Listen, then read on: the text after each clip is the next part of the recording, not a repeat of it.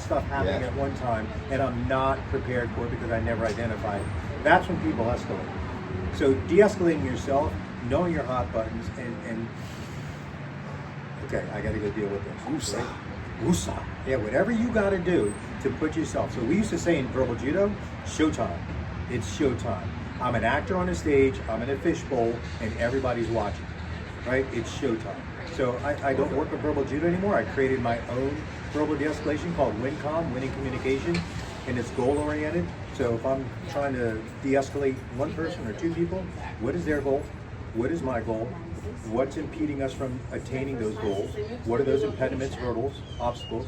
And then work on removing those, and then drive towards accomplishing the mutually attainable goal that's going to be best for everybody, that's safe, legal, and effective. Secondly, would be not tactical empathy. Tactical empathy is what I teach cops. I need to make you think that I care about your problem. Oh, I'm sorry, sir, that really sounds upsetting. That would upset me too if I was in the same thing, right? That's tactical empathy. Real empathy is, hey, hopefully get him to lower his guard. Oh, this cop cares. He's actually listening to me, right? I want to actually train people and have people actually practice real empathy.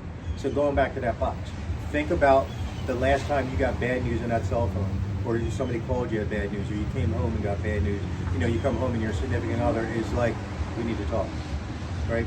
Where does your heart rate go? Where does your brain go, right? Not where it used to. Not where it used to, but most people's brain, if they're not practicing mindfulness like you clearly are going to go easily go. Right. See, you're answering some of these questions, right? You're giving out that this could be good. Let's assume this is going to be good. I'll prepare myself for if it's not, but I'm going to, okay, honey, is now a good time? Where do you want to go? What do you want to talk about? Yeah. And be positive about it. So knowing your hot buttons and real empathy.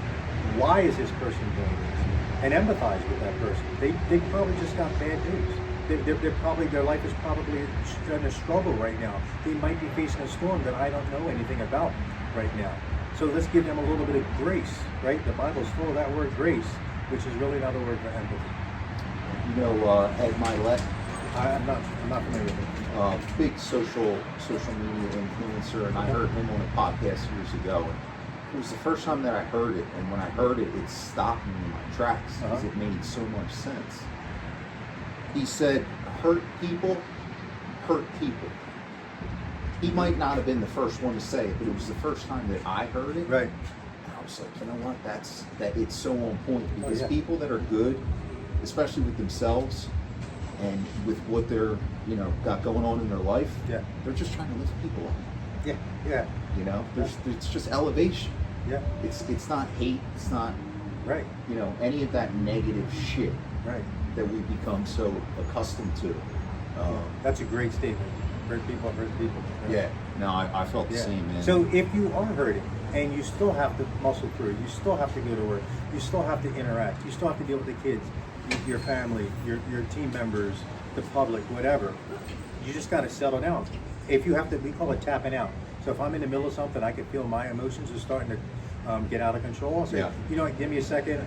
My phone's going off 3 times in a row. It might be important. I'll be right back with you.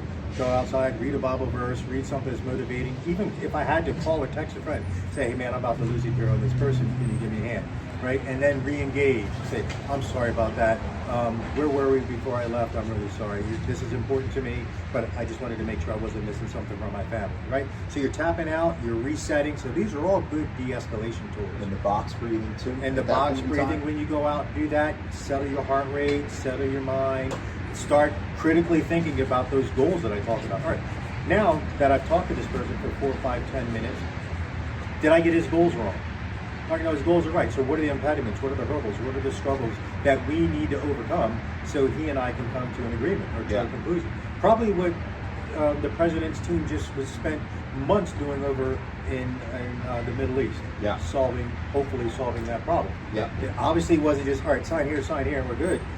How many hurdles, how many obstacles do you think they had to, and are so overwhelming for that? No one saw the amount of work they went to. And it's an unimaginable amount of work that is going into that. It's still. The biggest thing that I think has changed for me personally and for other people that I know in my circle, when you're in a bad place, you're quick to react. Yes. When you're in a good place, you observe. Yeah.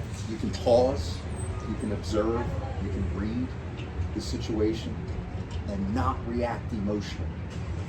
That's the hardest thing to do, though. The self-control, to be able to get yourself mentally to that point, that's where a lot of my stress used to come from. Overreacting to shit that I couldn't control.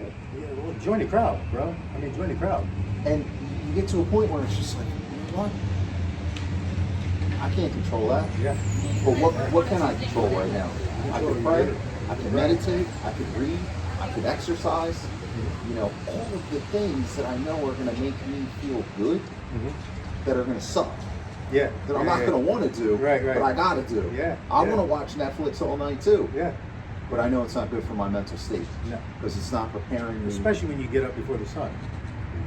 You're the guy that pushes the sun up in the east for us, right? That's right. You're the guy. That's what I try. I try. Yeah. So you said something. You said a concept that we practice in resiliency. So I'm a resiliency facilitator for a international company called Resilient Minds on the Front Lines. So we started with teaching first responders. Then after the pandemic, we reached out to nurses and hospital workers, healthcare workers. Now, flight attendants, any organization. We get Fortune 500 companies calling us to come and teach resiliency, because the workplace can stress you out, right? Your coworkers, your management, the financial system, 401ks are going all over the place, all that stuff, right? So what they said was, catch yourself catching yourself. So when you said, this is going to make me upset, maybe I need to go recalibrate, go to the gym, go outside for a run, go do box breathing. When you do that and avoid a problem, reward yourself, celebrate that to show you, hey, it worked. It wasn't easy, but it worked. So catch yourself catching yourself, and then celebrate that victory when you do that. Yeah. Another thing with resiliency that we talk about is pre-planning, right? Pre-planning those hard conversations and so forth. Just let's game it. Even if you have to call a friend, hey, listen, I got to talk to such and such about his or her drinking, his or her substance abuse, his or her the way he's treating his wife in front of people. And I've actually had to do this because the opposite. I had to talk to my wife about the way I had to talk to a husband about the way his wife was treating him in front of people. And he said, Corey, I know it took a lot for you to say that. I respect you as a friend. I'm really glad you said that to me. I feel that way, but how can I ask somebody? And none of my other friends I've known for 100 years, you've known me for a year, felt that you had to say it. I said, I love you. I needed to say that to you. Yeah. You got to keep it real with people. Yes. You have to hold your friends and your family accountable. Yeah. I think that's really what leadership is, right? You hold yourself to the highest standard. So how are you going to accept anything less around you? Right. When you see it, you call it out, and that's love. Right. Yo, man, you haven't been to the gym in 3 months. What are you doing? Yeah. What are you doing? Yeah. And they might get a little bit pissed off, but good. Yeah, exactly. You needed that. Exactly. Because they always thank you later. Of course. Always. Yeah. Yeah. That's one thing I try to focus on, man. These are really good, in-depth questions. I can see you put a lot of thought into it. I appreciate it. No, 100%. Stress, pressure, resilience. First responders and everyday men alike face heavy stress. I'm sure you would agree with that. A little bit. Heavy. Yeah. What tools or routines have you found that actually work to stay calm, resilient, and ready when life turns chaotic? One is trust yourself. Have a plan, right? Have a plan for as many potential obstacles, especially specific. So if I know I'm going to have to go speak in front of 200 people, and what if the AV doesn't work? What if my PowerPoint crashes? What if something happens? I got to have a plan B and a plan C, right? And then what that does, that lowers my stress, because I've had that happen. Yeah. I've had my PowerPoint crap out. I've had their PowerPoint machine mess up. So I've had handouts that I could give everybody. I hate doing PowerPoint anyway, but some things need to be taught that way. Sure. So that's one thing. Trusting yourself, having a plan, knowing when it's time to take a tactical pause. Make up an excuse. Have these pre-planned excuses. Like, you see me tap on my phone. It's, hold on 3 times, it's on do not disturb. That means somebody's trying to get through. Now you can separate yourself, regroup, and then re-engage when you go back in again. You mentioned something earlier about the difference between reacting, right? If a fly goes in your face, that's a reaction, right? Do we want to do that if it's a wasp? No. So that's going to be a planned response. It's a thought out response. Even if it's just a half a second that I thought, don't swing at that because it's a wasp, it's a bumblebee, it could hurt me, right? So we want to get out of reacting and get into thoughtful responding. And that helps with the way we treat our loved ones, the way we treat strangers, and it helps with resiliency, because if I'm not getting upset, if I'm not making you upset, which is then now you're upset at me, is my day better or worse, right? So I reacted negatively or strongly or without all the information, made you upset, now you're upset at me, now both of our days are ruined. How resilient am I going to be when the next problem comes?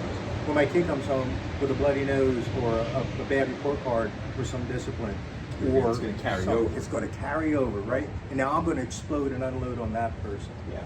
Right? So get out of reaction and get into thoughtful responses. I like that. That was always a big thing for me, especially in business, as my business grew with the pressure and everything. Yeah. Reacting to something that would happen that was negative early in the day and leaving it there. Yeah. Instead of letting it ruin the entire day, which, you know, I often refer to my old self as little Mikey. That's what little Mikey would do. Right. You know. Give me an example. What's that? Give me an example of that. Like, an example of that in the painting business. Yeah, sure. So wake up and you know you get a cancellation out of nowhere. Now 5 guys aren't getting paid that day. You know, that falls on me. Right. It's not my fault. Right. But how I choose to react to it is my fault. Right. You know, so instead of handling it like a man and just going to my next habit, it would be this big temper tantrum in my mind that, you know, my wife would then become the recipient of, and everybody I came in contact with, because I couldn't control myself and my emotions. And okay, it's not the end of the world. Things happen. Yeah. Emergencies come up. Yeah. When would you like to reschedule for? Yeah. You know, when works best for you? Hey guys, here's the deal. We had a cancellation. It's the painting business. You know how these things go. But in my mind, I would overthink everything. Everybody's going to be mad at me. They're going to be, you know, it was like this. Instead of just handling business and boom, going to the next thing, and then going to the gym. Yeah. Right. Yeah. It was always still getting make a positive caught day. up in the dumbest little freaking things that are so easily solved when you have the right mindset. Yeah. So we talk about that resiliency. So there's 2 spirals. You can spiral down like a toilet, right? And once you get caught in that whirlpool, it's not just you bringing you down, it's everything, right? Things that you're not even thinking of. You're not purposely saying, let me go down there and have a drink. It's just you're allowing those negative circumstances to take you down there. Yeah. But there's also an upward spiral to it. At any point we want, I know the side of a toilet is not the best analogy because there's nothing to grip on, but at any given point in time, we can throw up a lifeline. If we need somebody else to help us, you know, or if we already built in some things to help us get out, like you said, the good habit. Call everybody, hey, go back to sleep, sorry we had a cancellation. If you need me, I'm gonna be at the gym. Or if you need me, I'm gonna be at such and such a place, helping my significant other, helping whoever do something. So you immediately go from that struggle to something positive that you've already had planned, so you don't have to make it up. Yeah. Those are great. Those are great. Yeah, there was, many different things that I used to struggle with, business related, that I think can kind of relate to anything else that you do, whether it be business or career. You're new to it. Yeah. You know, the more you deal with it, the more resilient you become. It's like, oh, that sucked. How can I get better at that next time? Yeah. How can I handle it differently? Yeah. You know, if you're losing all the time, you're never going to handle things like a man. Yeah. You're just not. Yeah. You know, I was constantly running to booze because why? It's easy. Yeah. It's an automatic right? off switch. It's everything. Oh, bad argument. Customer wasn't happy. You know, or great week. Yeah. Party. Celebrate. You know, so once I got rid of that mentality of, all right, things are really good, great, they should be, work hard for it. Or things are really bad, okay, handle it. Like a man. Handle it. Right. Handle it. Right. Capital H, right? Capital. Yeah. Handle that shit. And then once you do, you know, the good shit doesn't break you or the bad shit. Yeah. You just stay right here. So you made a good point about turning to alcohol. So when I alluded earlier about some of the struggles I had with my wife being in a relationship, nothing that she did. It wasn't her. She's a bubbly, naturally. I mean, you see her at the gym. Dagmar knows everybody's first name. That's just her personality. Yeah. Remember, I was a cop. I know you that I saw you, but I'm not going to. I hate talking to people at the gym actually because I don't want to be interrupted. Same. My music's on I get the thing on my watch telling me my music's too loud. Yeah. Right. So, alcohol, with us being out and some dude giving her attention, was a terrible mix. Yeah. That was a powder keg. Right? So I stopped drinking probably 95%. So now if we go out, I have 1 or 2 cocktails with dinner, a glass of wine. If I have a steak, glass of white wine. If we have sushi or seafood, if we go to somebody's party, we'll either pick, say, you can have 3 or I'll have 3 or something like that. But again, I'm not promoting alcohol, but you know, I'm not going to lie either. It does make me feel a little more social. Sure. You know, somebody had something that is brand new. Oh, I just got this bourbon. I just got this whiskey, Corey. You want to try it? I knew you like IPAs. You want this? Sure. But I limit myself to 3. And I will tell you, Mike, in the 3 years that I've done that, I don't think I can pick maybe more than one time we ever had an argument outside of our home or inside of our home that was based on anything ridiculous. That would have happened if I had continued drinking and drinking and drinking like I used to. Yeah. Not all the time, but just social. Sure. But to the point where I've had enough.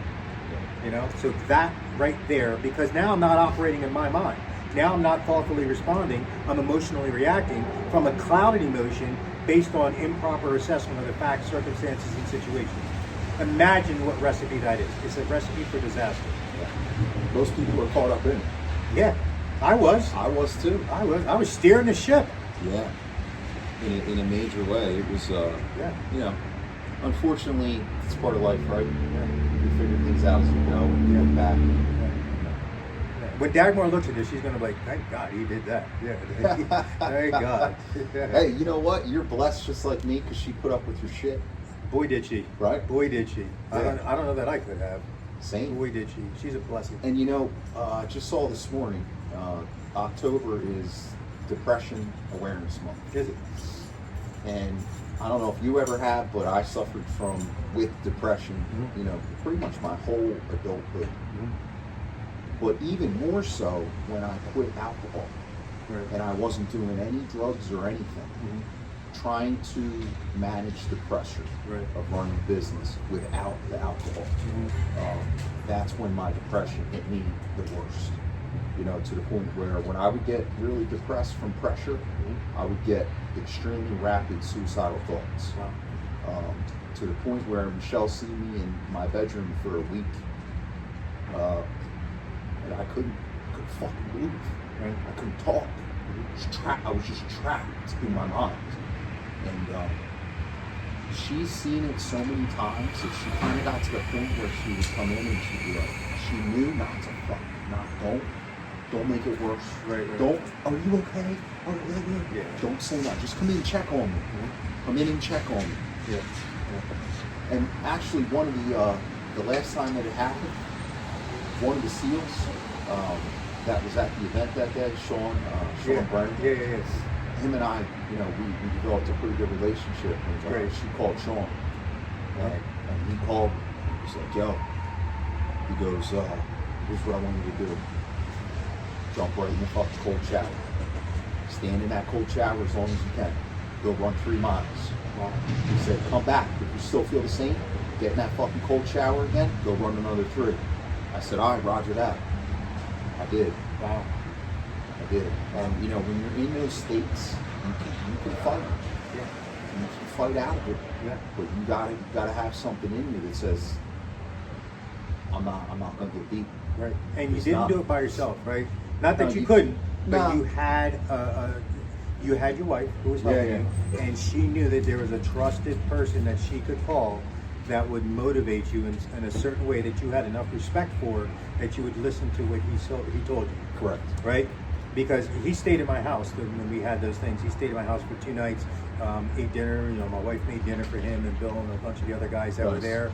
And as you're aware, they're all different personalities, Yeah. right? But they're all intense. The one thing they share Correct. is intensity and intentionality, Yep. right? And so I can imagine him talking to you on the phone. You know, wouldn't it have been worse if he was standing in the doorway of your bedroom, like, get the F out of the bed and let's go for a run right now, right? You know, That's what you need. Yeah, and he did that for you. I'm so glad that, you know, not that anything to do with me, God put us all together I to could have not him agree there with that more. for you. Yeah. You know? 100%. Yeah.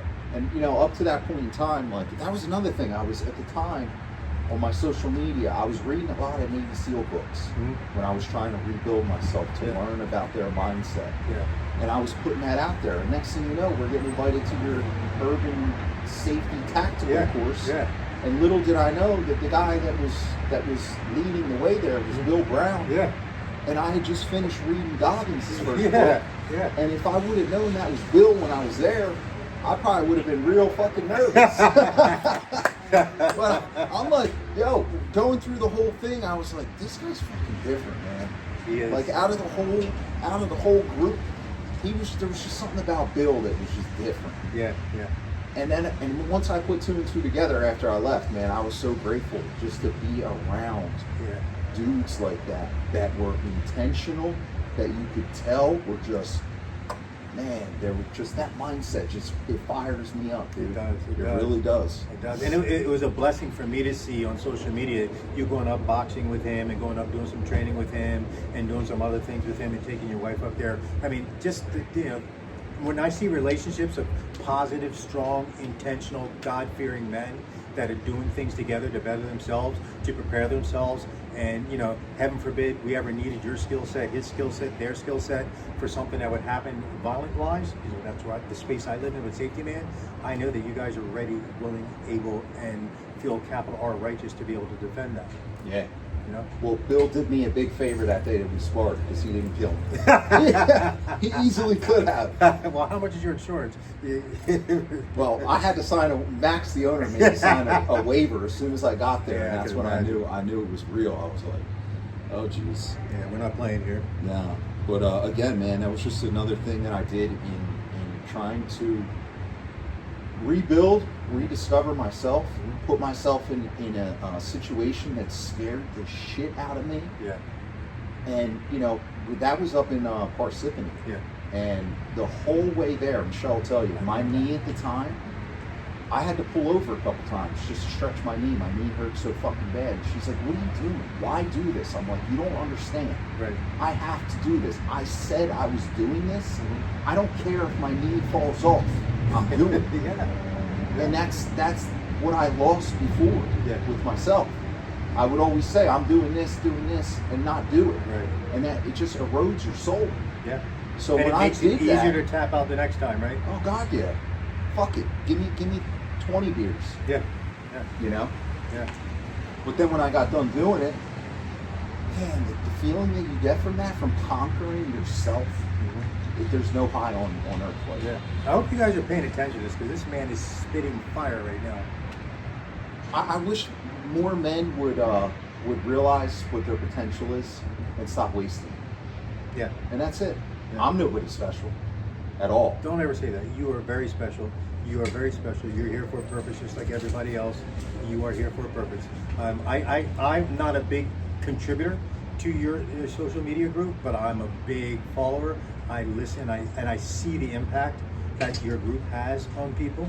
I see their responses. I see the things, and these are just the things that they're posting publicly. Correct. I can only imagine the private conversations that are going on. But you know, Thrill heavy. you're here for a reason, brother. Yeah, I believe that, man. I think we all are, and I think that again, we need to collectively start to embody that and really, you know, try to make people better. Indeed. You know, Indeed. and really want them to want to be better. Yeah. That's what really it is. It's like I want to give you the game, so you take it and run with it. You know, I don't want to be your babysitter. No. I just want to be somebody that says, "Yo, I'm giving you the gift that was given to me. Yeah. Now you go do what you got to do." I'll cheerlead you. You know? Correct. I'll bring you in the huddle. Here's the play. Go do it. Yep. Yep. Leadership under pressure. Yeah. You've commanded SWAT operations and trained organizations to respond under pressure. What's the one principle of leadership you believe every man needs to apply in his home, his career, and his community? That's a great question. So first, know your strengths and know your weaknesses.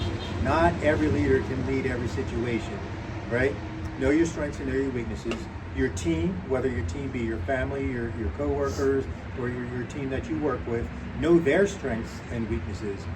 So when we travel, my wife and I, when we travel, she's much better at navigating the airport, especially when we go to Europe, and I can't read most of them because she's from Slovakia, so I can't read half the stuff when we're over there. Anyway, so, and what am I good at? I'm Safetyman. I'm good at looking for danger. So that's our unwritten, we don't even have to say it to anybody. She gets us to the gate, she gets us to the bus, she gets us to the taxi, she gets us to the train, she does all those things. And I don't want to say blindly, but I trust her without reservation. Yeah. And she knows that with this tool behind me, nobody's going to take my wallet. I can leave my bags, Corey sees it. I can leave my wallet over here, Corey sees it. I can set my cell phone here while I'm paying for it, Corey sees it, right? So I let her, I don't say let, it just naturally happens. So as a good leader, if somebody else has a better skill set than you do, give them the reins. Let them lead for you. Tell people what you want. Show them what the parameters are as a good leader. Listen, you can run this up.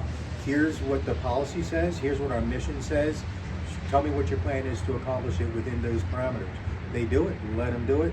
When they succeed, celebrate that publicly. If they have some hiccups, review that privately, and then give them another opportunity as soon as possible to redeem themselves, right? So I had a former Marine that worked for me, and he was very, very, very tight. A capital A, font 72, bold, flashy, whatever the biggest font you can think of, that's what his A personality was. He needed recognition. But it was like a pit bull that was off leash. If I just let him off leash, he would go tear up the neighborhood. So what I had to do was find situations where I could let him lead so he could get his recognition and fill that part of him that was empty. Yeah. Right? So that was another thing that I learned as a leader. And then that's leadership. The final thing was have a plan. Study other leaders. Read books by other leaders. Love that. Look at after action reviews. So you name a major incident that happened in America, from the Challenger blowing up to Columbia blowing up, to that stupid little Titan submarine that was going down I shouldn't call it stupid, that Titan submarine that was going down looking at Titanic, from Oklahoma City, from 9/11, from all kinds, from Uvalde, from Parkland, active shooters. I study all the after action reviews, all the FBI reports, Secret Service reports, the failed assassination attempt on Donald Trump at Butler. I study all those, and I look for where leadership failed. And almost always, it is a lack of communication, a lack of effective communication. We have this myth that communication... It's a big thing for us men, right? Yeah, effective communication. The myth of communication is the idea that it actually happened. Yeah. Right? That the information I intended for you to have was relayed correctly, you understood it correctly. There's a lot of stuff that can make that go wrong. I'm talking to you right now, there's a guy in a bright yellow shirt walking up. He distracts me for a split second, that can throw me off, maybe miss a word or something like that. So having a plan and being able to communicate that plan effectively. So quick example, when I'm teaching teams, you name a location, from that urgent care over there to Walmart to a school to a house of worship, I'm teaching them active shooter.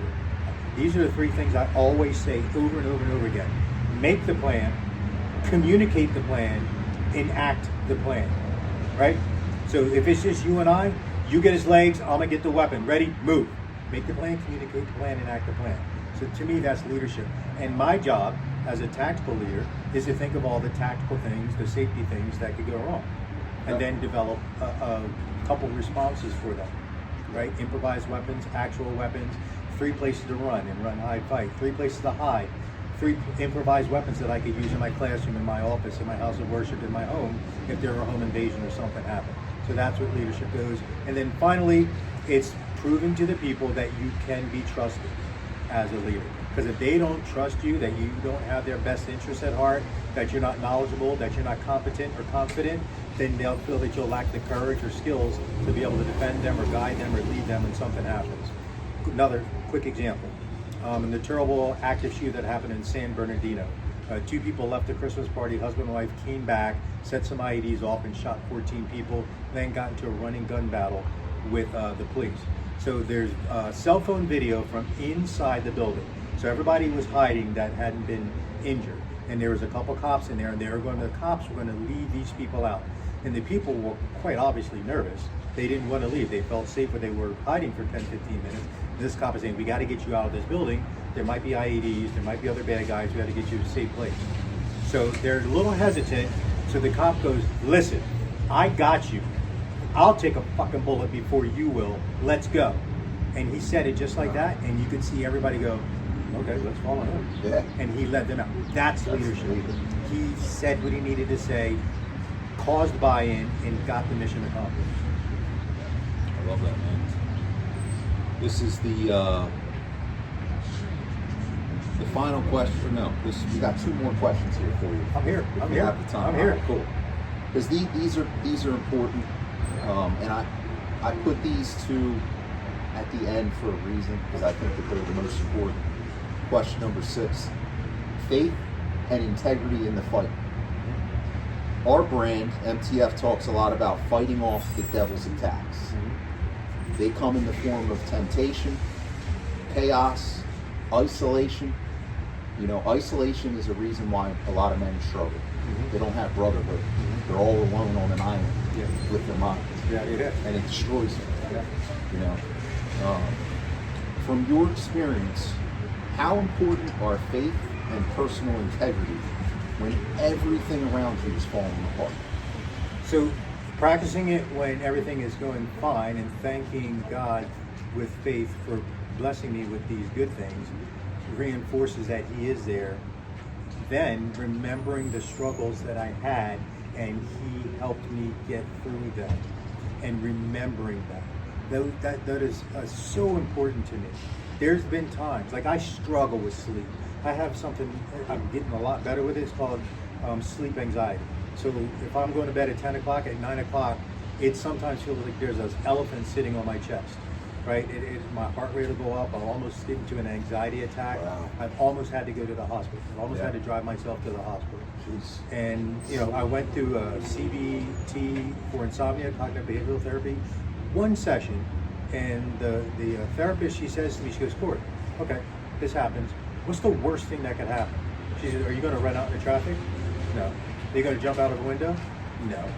You said you're a cop. Are you going to eat your gun? No. She goes, what's the worst thing that would happen?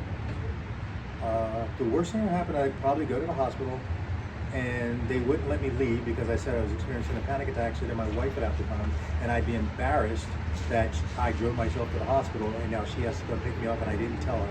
She goes, so that's the worst that would happen? I'm like, yeah. And she could see it happening in my face. She goes, is that really that That's bad? it. And I'm like, no. She goes, In your so, mind, it's a lot worse. yeah. She says, so what are you going to do? You're going to go home and talk to your wife about this? I say, yeah, of course. And I'm not going to say that fixed everything. But what it did do, it caused me to look for other ways to start coping with it. So I used physiology. So in nature, this is having faith and having a plan when things are going crazy. So my crazy was sleep anxiety. 1 o'clock in the morning, can't fall asleep, laying in bed, eyes wide open, in a panic, heart rate about 90, 100 beats per minute. I would get up and just go downstairs and walk back and forth in my living room like a crazy person at 2 o'clock in the morning, right? Like a crazy person. How bad would that affect your next day? Believe it or not, and my wife will tell you this, I deal with lack of sleep amazingly well. I've gone 3 days without sleeping and functioned, gone to work, driven, not crashed, handled calls, wrote reports, gone to the range, ran classes, taught classes, spoken, you name it, I was able to do it, right? I probably would have done a lot better had I slept. Yeah. But, so walking. So think of nature. If you're walking through the woods and you see what appears to be a rattlesnake, are you going to walk towards it or are you going to walk away from it? You're going to walk away from it. Well, so walking forward psychologically, physiologically tells your body there's probably not danger because you're walking forward. right? I didn't know this. I wasn't doing this on purpose. I was just doing it because I guess my body wanted to do something to cope. Number two is not staring at something, right? So staring at the ceiling, staring at something, staring at your heart rate on your watch is bad, because if you see that rattlesnake, are you going to look away from it or are you going to stare at it? That's telling your body it's danger. So when I was walking, looking out the window, watching, constantly changing things on TV, it's telling my brain, all right, he's walking forward, and he's not laser focused on something, not danger, right? So what they tell you to do is go outside, walk, and look at the horizon, because you can never see the horizon. So those two things really, really, really help me manage it. And then I listened to a podcast by Dr. Andrew Huberman. Oh yeah. And he actually reiterated those things. Here I am thinking I just reinvented something. He's like, no, you're just, your body's just telling you what to do and you're listening to it. So, did you suffer from this before you became a police officer? No, the first day it happened was a Saturday evening in Atlantic City in 2014 was the very first time this ever happened. Before that, I was never the best sleeper, but that night was the first time I ever had a panic attack, sleep anxiety, whatever it was. And I didn't know what to do. I actually thought about calling an ambulance, going to the hospital. I didn't know what to do. I'm familiar, man, because I've dealt with panic attacks, you know, Yeah. the majority of my adulthood. Yeah. They actually, they started when I was in high school, and I would get called on in class. Uh-huh. And, you know, a lot of it I think had to do with the fact that I just wasn't prepared, because I Right. hated school, Right. I just didn't study.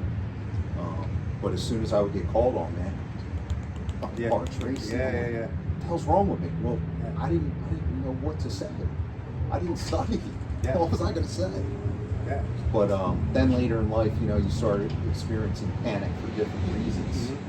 And if it's you usually don't nip it in the underlying, bud, right? and you're trying to run from it and mask it, it's only going to get worse and worse. Yeah, because there's an underlying what I found was there's an underlying unresolved issue that I hadn't been taken care of. That, you know, your subconscious is really good at keeping things away from you, but it's not perfect. Stuff leaks out, and your conscious knows that it's there. Yeah. It's that you chose not to deal with it right That's now, but correct. it's still there, still eating at you, and that's what was really going on. Yeah. Right, just unresolved. Nothing major. It's not like I didn't bury the body deep enough in the woods. Nothing crazy like that. Yeah. The FBI is going to show up tomorrow. Nothing like that. Just, you know, just some unresolved things. So I started having to deal with problems head on, as opposed to letting them fester. Whether it be financial, whether it be, you know, talking with my significant other, or anything like that. Right. And all those things started to help. And then faith. Right, because God got me through every one of those nights, whether actively or passively, whether me seeking scripture. I used to listen to the Bible. James Earl Jones reads the Bible on one of my apps, and listening to him read the Bible was really helpful. It was just enough of a diversion from my brain, so I wasn't thinking about my panic. Right, I'm not going to say that this snapped me out of it, but it helped me learn coping mechanisms. Yeah. To be able to manage that stress when things are falling Distracts apart. you, right? Yeah, it was It's a healthy distraction. Yeah, absolutely. Yeah, that fuels your mind with positive Yes. reinforcement. Yes. And like I said earlier, I celebrate that now. Mornings here, I'm up, and it's funny. As soon as the sun comes up, panic is gone. I'm 100% normal. A little sleepier than I wanted to be, Wow. but 100% normal. I go, thanks for getting me through that one. Yeah. Thanks for getting me through that one. Yeah. That one was touch and go. That one was close. Wow. Thank you for getting me through that, because I got you. Go deal with that. I'm like, one problem at a time, right? He's like, go deal with that. One problem at a time. Other officers deal with it too? It's not something that's talked about, but if you get Officers 101, you'll hear a lot of officers, because of shift work, because of post-traumatic stress, because of going from nothing to chaos, from thinking you can trust your leaders to realizing that your leaders or your coworkers maybe don't always have your back. Yeah, I think a lot of officers deal with insomnia, sleep issues, coping issues, marital issues, financial issues, substance issues, and so forth, which is why I joined this company, Resilient Minds in the Front Lines, because our main goal, like MTF, is to replace that downward spiral or those negative coping habits with positive coping habits, right? Whether it be scripture, whether it be daily gratitude, whether it be celebrating victories, having a board of directors or some friends that you trust, whether it be, not everything should be shared with your significant other. I'm not saying keep secrets from your significant other, but she may not be the best person to talk to about something that you may be able to listen to, that you may be not struggled with, but as a guy, you and I can talk about different things, right? Yeah. I'm not talking about keeping secrets. That's Yeah. not what I'm saying. So I don't want anybody to misinterpret that. Yeah. But so celebrating those victories and celebrating who provided the victory for me. Yeah. I think one of the things that I would say I respect most about the job that you did as a police officer is, you could have a horrific car accident. You could have shooting, whatever the case may be, something extremely negative. And then you have to keep working. Yeah.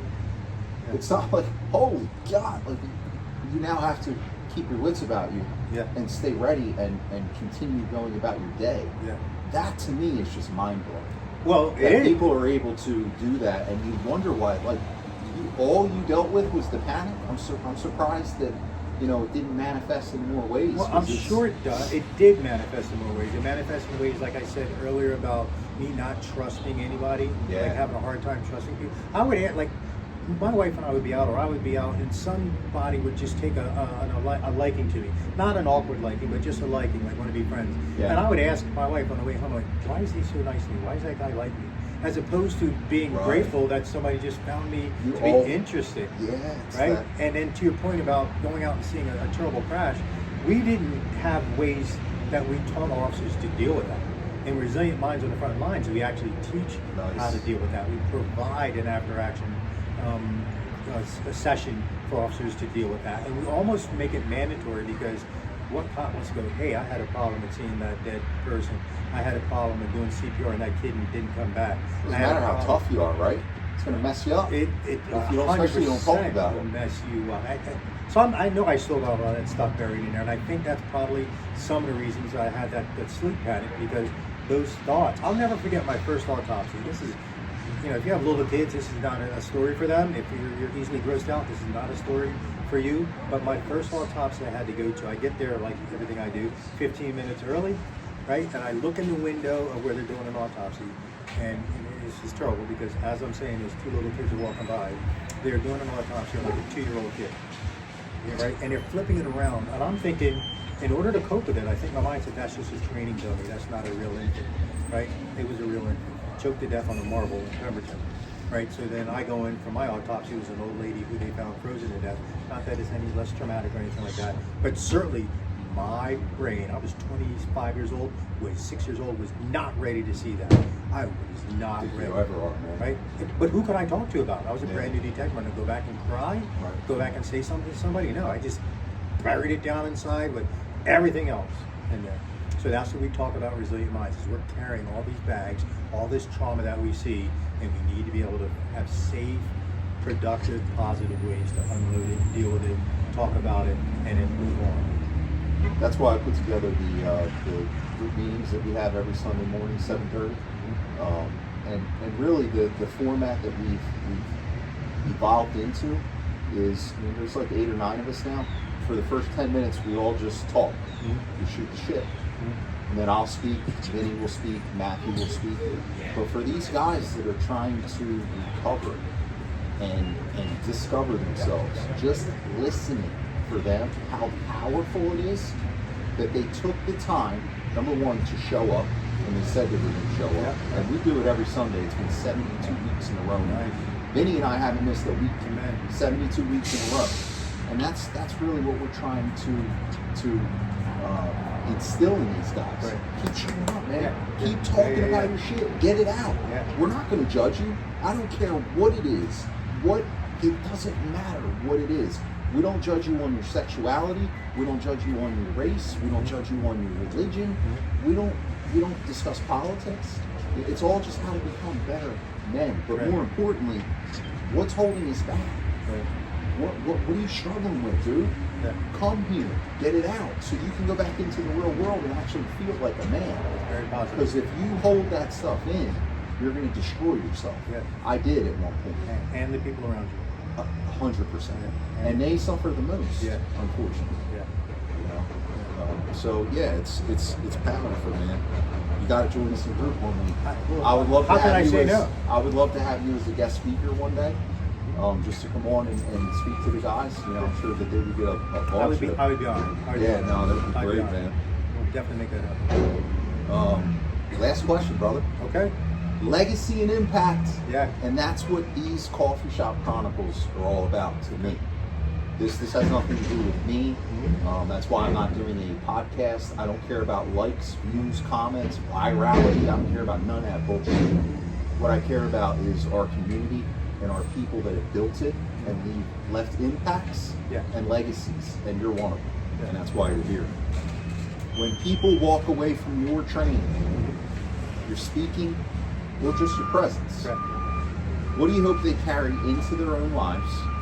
And what's the legacy you're working to leave behind? You're not here. I want people to know that, wow, Safetyman, that dude, Corey, is passionate about what he's talking about. Right? If I'm talking about active shooter, if I'm talking about de-escalation, if I'm teaching firearms, if I'm talking about resiliency, I want to connect with my audience, connect with my peers, connect with my team, and have them believe that I believe in what I'm saying. I could be wrong. You could point out to me that, hey, we don't do that anymore, we don't say this anymore, whatever. I need you to believe that I'm passionate, I've done the homework, and I believe in what I'm saying. I want you to believe that I care, that I'm not doing this for self-gratification, I'm doing this to help my fellow brother and sister, right? I want you to believe that I'm kind, right? That I don't have any ill will towards anybody, unless you're trying to hurt some innocent person.